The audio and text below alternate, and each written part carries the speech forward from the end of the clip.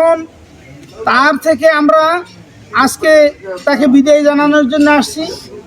এই বিদায় জানানোর জন্য আজকে কিন্তু আমরা একটা শিক্ষাও নিয়ে যাচ্ছি যে আজকে তাকে বিদায় দেওয়ার জন্য আমরা আসছি, আমাদের কিন্তু এভাবেই বিদায় নিতে হবে। তাহলে বিদায় নেওয়ার কি কাজ করতে হবে?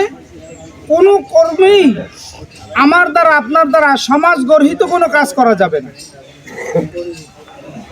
আল্লাহর হুকুম, তার জন্য দোয়া করব এবং তার থেকে আমরা শিক্ষা গ্রহণ করবো এটাই যে তিনি চলে গেছেন, আমাদেরও যেতে হবে। কখন যেতে হবে এটা একমাত্র আল্লাহ জানে, কোনো বান্দা জানে না।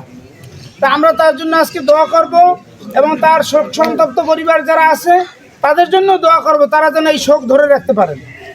কারণ আমার জীবনে শোক পাইছিলাম না, শোক পাইছি মানে দাদা দাদির, কিন্তু আব্বা হুজুর কিবলা রহমতুল্লাহ আলাইহি যখন চলে গেছেন তখন বুঝছি আসলে শোকটা কি, শোকটা কত বড়, কত ওজনের, এখন অনুভব করতেছি, আগে বুঝি না।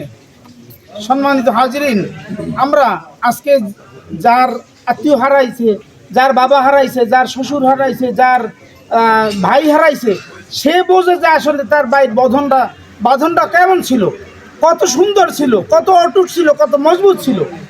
তাই আমরা আজকে তার জন্য দোয়া করব এবং আমার গার্ডিয়ান হিসেবে, আমার ছাত্রছাত্রী গার্ডিয়ান হিসেবে আমাদের প্রতিষ্ঠানের সে অত্যন্ত একজন ভালো মানুষ ছিল, সদালেবী ছিল এবং বাবা ছাড়া কোনো দিন কথা বলে না।